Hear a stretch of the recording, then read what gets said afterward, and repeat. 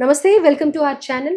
రీసెంట్గా సంచలనం సృష్టించిన పోలీస్ శాఖకి సంబంధించిన ముగ్గురు ఆత్మహత్యనా లేకపోతే హత్యనా అనేది ఇంకా ఎవరికి తెలిసి రాలేదు.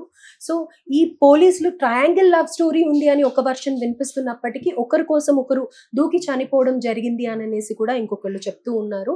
అయితే పూర్తి విషయాలు ఏంటి అనేది దీని గురించి తెలుసుకుందాం. ప్రస్తుతం మనతో పాటు సోషల్ యాక్టివిస్ట్ కృష్ణకుమారి గారు ఉన్నారు. నమస్తే మ్యామ్. నమస్తే మ్యామ్, అసలు కామారెడ్డిలో జరిగిన ఈ అంటే ఆత్మహత్యనా హత్యనా అనేది ఎవరికి తెలిసి రావట్లేదు అని అంటున్నారు.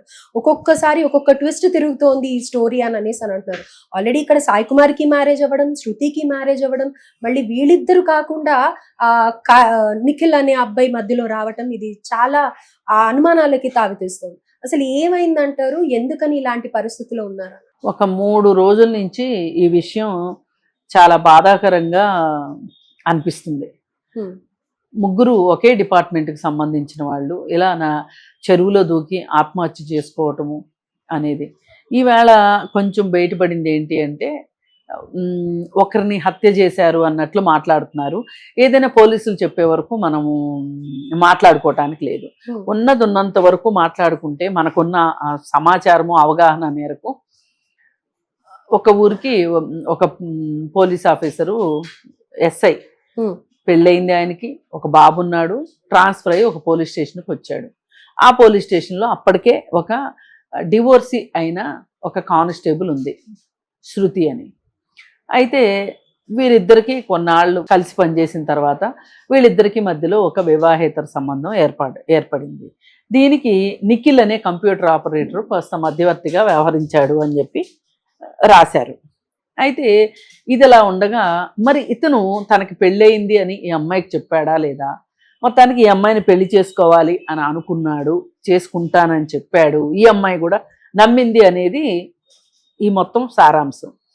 అయితే మరి తర్వాత ఇతనికి పెళ్ళయింది అని ఆమెకు తెలిసిందా, లేకపోతే ఇతను పెళ్లి చేసుకోను అని అన్నాడా, ఏం జరిగిందనేది అయితే మనకి అర్థం కావట్లేదు. కానీ అతను ట్రాన్స్ఫర్ చేయించేసుకుని వేరే ప్రాంతానికి వెళ్ళాడు. ఆ తర్వాత కూడా వీళ్ళిద్దరూ మాట్లాడుకోవటము కాంటాక్ట్లోనే ఉన్నారు. అయితే మరి ఈ కాంటాక్ట్లో ఉండటం వెనకమాల కారణం ఏంటంటే ఈమె పెళ్లి కోసం అడుగుతా ఉంది అతన్ని.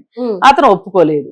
సరే చివరికి ఈమెకి తేట తెల్లం అయిపోయింది, ఇతను ఒప్పుకోడు అని, ఇంకా పెళ్లి చేసుకోడు అనేది అర్థమైపోయింది. ఈ లోపు ఏమైపోయిందంటే ఈ విషయాల గురించి ఎక్కువగా మాట్లాడుకోవటం మొదలెట్టిన నిఖిల్ వీళ్ళిద్దరికి మధ్యలో ఒక అండర్స్టాండింగ్ వచ్చింది, పెళ్లి చేసుకోవాలి నిఖిల్కి, కంప్యూటర్ ఆపరేటర్కి. ఈ విషయం ఆయనకి నచ్చలా, ఎస్ఐకి నచ్చలా.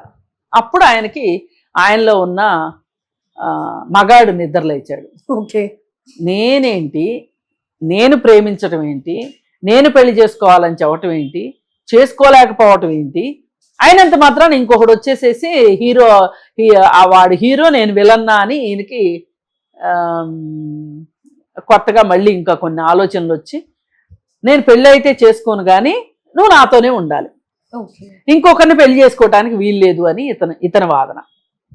సరే ఈ మొత్తం విషయంలో మరి ముదిరి పాకానబడి ముగ్గురు కలిసి మాట్లాడుకోవాలని డిసైడ్ చేసుకొని ముగ్గురు ఓ చోట కలుసుకుని భోజనం చేసి ఆ తర్వాత మళ్ళీ కారులో బయలుదేరినప్పుడు ఏమి గొడవ ఎక్కువైందో, కారులో ఏం డిస్కషన్ జరిగిందో ఏమో తెలియదు కానీ ఫలానా కలిసే చద్దాము అనే ఒక మాట ఆ అమ్మాయి అనటము. అంటే ముందు నుంచి కూడా నిఖిల్ కి శృతికి మధ్యలో ఇదే కన్వర్సేషన్ అవుతుంది, ఫోన్ లో వాట్సాప్ లో కూడా వీళ్ళు ఇదే చాట్ చేశారు అనేది బయటకు వస్తుంది కదా.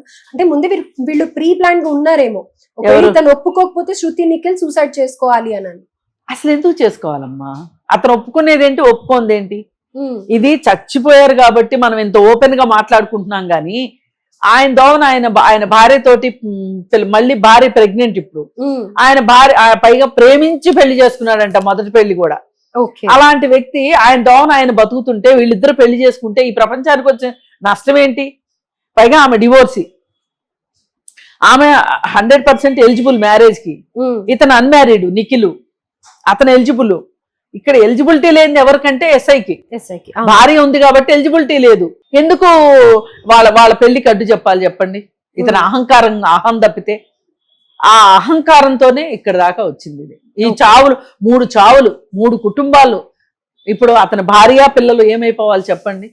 నిఖిల్ తల్లిదండ్రులు ఎన్ని ఆశలు పెట్టుకుని ఉంటారు నిఖిల్ మీద. పెళ్ళవలేదు కాబట్టి సరిపోయింది, కానీ పెళ్ళయ్యి అతనికి కూడా పిల్లలు ఉంటే ఏంటి పరిస్థితి? ఇప్పుడు ఆ అమ్మాయికి పిల్లలు లేరు, డివోర్సీ. కానీ ఆ అమ్మాయి ఇప్పుడు ఒక తల్లిదండ్రులు ఉండగా బిడ్డ చనిపోవటం అన్నంత దారుణమైన విషయం ఇంకోటి ఉండదు. ఏది ఏమైనప్పటికీ ఆ తల్లిదండ్రులకైనా మానసిక క్షోభేగా. ఇప్పుడు ఇతని ఈ చనిపోయిన ఎస్ఐకి కూడా తల్లిదండ్రులకి క్షోభేగా. భార్య, తల్లిదండ్రులు, పుట్టబోయే పిల్లాడు, పుట్టిన పిల్లాడు. అసలు ఆ అమ్మాయికి న్యాయం జరిగేది ఎట్లా? ఆ భార్యకి అసలు ఆ అమ్మాయి తప్పే ఉంది చెప్పండి ఈ మొత్తం స్టోరీలో? ఆమె ప్రేమేమీ లేకోకుండా ఇలా జరగటం అనేది చాలా దురదృష్టకరం. మరి ఈ టోటల్ ఎపిసోడ్ లో మనం మాట్లాడుకుంటే ఎవరిది తప్పు ఎవరిది ఒప్పు అని అంటే గనక మనం ఖచ్చితంగా ఎస్ఐదే తప్పు అనాలి. ఎందుకంటే తనకి పెళ్ళయి ఒక బాబున్న తర్వాత ఇంకొక మహిళతోటి పెళ్లి చేసుకుంటాను అని చెప్పటం అనేది ఎంతవరకు కరెక్ట్ అసలు? పోనీ ఆమెకు తెలియజేసే అవకాశం లేదు అతనికి పెళ్ళయింది లేదు అనేది. అతనికైతే తెలుసుగా పెళ్ళయిందని. పైగా మళ్ళీ ఇంత జరిగిన తర్వాత మళ్ళీ అహంకారం దేనికి? ఏదో ఒక బలహీన క్షణంలో ఒక రిలేషన్షిప్ ఏర్పడింది, అది వద్దు అనుకున్నారు, ఎవరిదో అని వాళ్ళు బతికారు అనుకోండి, ఇంత పేచి ఉండేది కాదుగా. అంటే శృతి డిసైడ్ అయినప్పుడు తనను వదిలేసేది ఉండేది అని అంటారు. ఇప్పుడు మాట తప్పింది అతను. అవును, అతనికి పెళ్లి చేసుకునే అవకాశం లేదు. ఇప్పుడు మనం కూడా పోనీలే భార్య ఉండగా ఈ అమ్మాయికి మాట ఇచ్చావు కాబట్టి ఈమెతో కూడా ఉండు అని మనం చెప్పకూడదు. అవును, అలా ఎవరైనా కొన్ని మీడియా హౌస్లు వాళ్ళు చేస్తున్నారు. అది చాలా చాలా దుర్మార్గం, చట్ట వ్యతిరేకం. అసలు అలా చేయకూడదు. ఇప్పుడు మీరు వివాహేతర సంబంధాలని ప్రోత్సహించేలాగా ఉన్నారా, లేకపోతే కుటుంబంలో శాంతి పెంచేలాగా భార్యాబిడ్డలకి న్యాయం జరిగేలాగా ఉన్నారా అంటే మనము తాళిగట్టిన భార్యకి, చట్టబద్ధమైన భార్యా పిల్లలకి న్యాయం జరగాలనే మనం మాట్లాడతాం. ఆ భర్త అబద్ధాలు చెప్తే అతన్ని శిక్షించాలి. అవును, అంతేగాని ఈ వివాహేతర సంబంధాల్లో ఉన్న వాళ్ళని నెత్తి మీద పెట్టుకొని వాళ్ళతో టీవీ ప్రోగ్రాములు చేయటం కరెక్ట్ కాదు. అది ఒక మీడియా హౌస్ చేయాల్సిన పని కాదు. మీరేమన్నా దళారీలా? మీరేమి బ్రోకర్లు కాదు కదా. ఎట్లా చేస్తారు? ఇట్లా చేయడం వల్ల ఏం జరుగుతుంది అంటే, ఓహో ఇదంతా నార్మల్ కావాల్సి అనుకుంటారు జనాలు. ఒకళ్ళ చోట జరుగుతుంది, ఇదేం తప్పు కాదు అన్నట్టు చెలరేగిపోతారు. ఇప్పుడు మనము టీవీలో చూపించినంత మాత్రాన ఇవి లేవు అనేంత అమాయకులు కూడా కాదు. మనకు అలాంటి భ్రమలేమి లేవు, ఉన్నాయి. చూపించడం వల్ల ఇంకా ఇంపాక్ట్ ఎక్కువ ఉండడం వేరు, సమాజంలో చలామణి అవడం వేరు. ఓకే, ఉండటం వ్యక్తిగతం. ఆ వ్యక్తులు బయటికి రావడము, దాన్ని గ్లోరిఫై చేసి ఛానల్స్ చూపించడం అంటే మీరు యాక్సెప్ట్ చేసినట్టే కదా. ఇది జరగడం వల్ల ఇలా కుటుంబాల మధ్యలో చిచ్చులు వస్తున్నాయి. ఓకే, ఓవరాల్ గా ఏమి లేదండి. ఇక్కడ 3 ప్రాణాలు పోయినాయి. ఈ 3 ప్రాణాలు పోవటానికి ప్రాథమికంగా తప్పు ఎస్ఐది. అండ్ ఆల్సో దీన్ని కప్పిపుచ్చే ప్రయత్నం చేశారు లాస్ట్ లో పోలీసులు కూడా. సూసైడ్ జరిగింది అన్న తర్వాత బయటికి రానికుండా మేనేజ్ చేశారు అని అనేది కూడా ఒక వర్షన్. ఎంత మేనేజ్ చేసినా 3 చెరువులో దూకిన తర్వాత ఒకే డిపార్ట్మెంట్ వాళ్ళు బయట జనాలు మాట్లాడుకోకుండా ఉంటారా? తెలియకోకుండా ఉంటాయా? ఇంట్లో వాళ్ళు మాట్లాడుకోకుండా ఉంటారా? ఇప్పుడు ఈ ఘటన గురించి మనం మర్చిపోకముందే ఇప్పుడు నల్గొండలో మళ్ళీ ఇంకొక ఘటన. ఒక భార్య వచ్చి నాకు న్యాయం చేయండి అని రోడ్డు మీద కూర్చుంది. నా భర్తకి వేరే మహిళతోటి అదే పోలీస్ స్టేషన్ లో పనిచేస్తున్న కానిస్టేబుల్ మహిళతోటి రిలేషన్ ఉంది అని చెప్పి ఆమె నాకు నా పిల్లలకి రక్షణ కావాలి అని చెప్పి వచ్చి కూర్చుంది. ఓకే, మరి ఏం చేస్తారు చెప్పండి?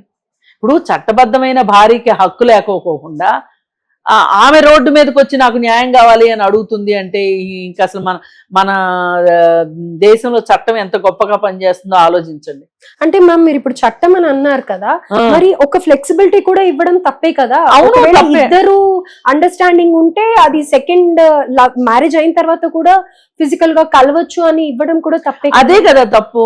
అక్కడి నుంచే ఇంకా ఎక్కువైపోయినాయి. మరీ విచ్చలవిడిగా బరి తెగించిపోతున్నారు అప్పటి నుంచే. మరి దీనికి సంబంధించి ఏం మార్పులు చేర్పులు చేయడానికి కావాలి? మార్పులు చేయాల్సిందే కంపల్సరీగా. అక్కడ ఇచ్చింది ఏంటి అంటే వివాహేతర సంబంధాలు తప్పు కాదు అని ఇచ్చారు.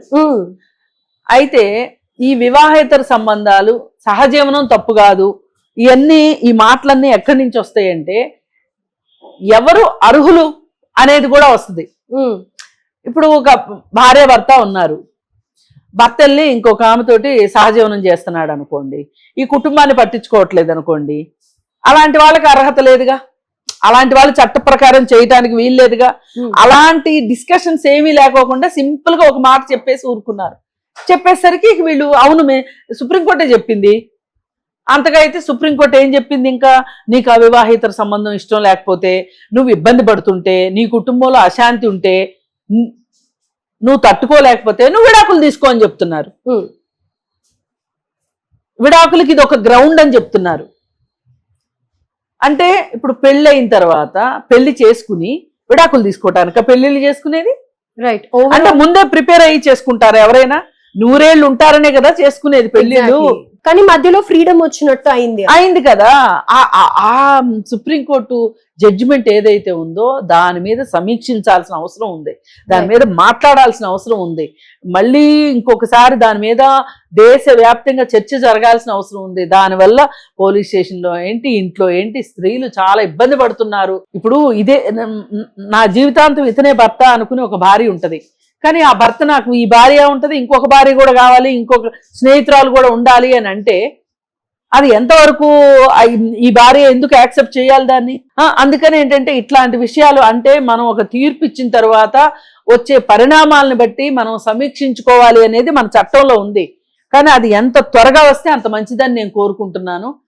ఇలా డిపార్ట్మెంట్లో ఉన్న వాళ్ళు, చట్టం తెలిసిన వాళ్ళు, చట్టాన్ని రక్షించవలసిన వాళ్ళు, ప్రజలకి చట్టబద్ధమైన రక్షణ ఇవ్వవలసిన పోలీసులే ఇలా చేయడం ఇది మరీ దురదృష్టం అని చెప్పుకోవాలి.